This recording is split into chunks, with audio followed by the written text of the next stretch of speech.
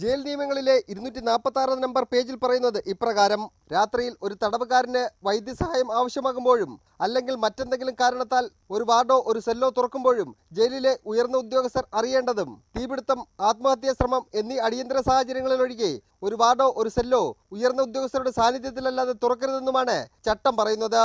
എന്നാൽ 58 തട്ടിപ്പ് കേസിലെ പ്രതിയായ ബിജു രാധാകൃഷ്ണൻ രാത്രികാലങ്ങളിൽ 8 തവണയാണ് ജയിൽ ഉദ്യോഗസ്ഥരുമായി കൂടിക്കാഴ്ച നടത്തിയിരിക്കുന്നത്.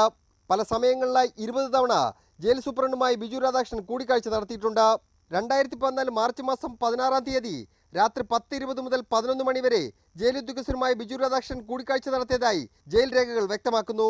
സോളാർ കമ്മീഷന് മുന്നിൽ ഹാജരാക്കുന്നതിന് തൊട്ടുമുമ്പുള്ള ദിവസങ്ങളിൽ മണിക്കൂറുകളോളം ബിജു രാധാകൃഷ്ണൻ ജയിൽ സൂപ്രണ്ടുമായി സംസാരിച്ചതായും ജയിൽ രേഖകളിൽ പറയുന്നുണ്ട്. അതേസമയം ബിജു രാധാകൃഷ്ണനുമായി 14 തവണ ജയിലിൽ കൂടിക്കാഴ്ച നടത്തിയ മധുരാജ് എന്ന വ്യക്തിയുടെ മേൽവിലാസം പോലും ജയിൽ അധികൃതർ വാങ്ങിയിട്ടില്ല. വെറും പേര് മാത്രം നൽകിയാണ് ഇയാൾ ബിജു രാധാകൃഷ്ണനുമായി ജയിലിൽ കൂടിക്കാഴ്ച നടത്തിയത്. 2 ദിവസങ്ങളിൽ വൈകിട്ട് 4:30 ശേഷം ബിജു രാധാകൃഷ്ണനെ സെല്ലിന് പുറത്തിറക്കിയിട്ടുണ്ടെങ്കിലും അകത്ത് കയറ്റിയ സമയവും ജയിൽ രേഖകളിൽ വ്യക്തമാക്കുന്നില്ല.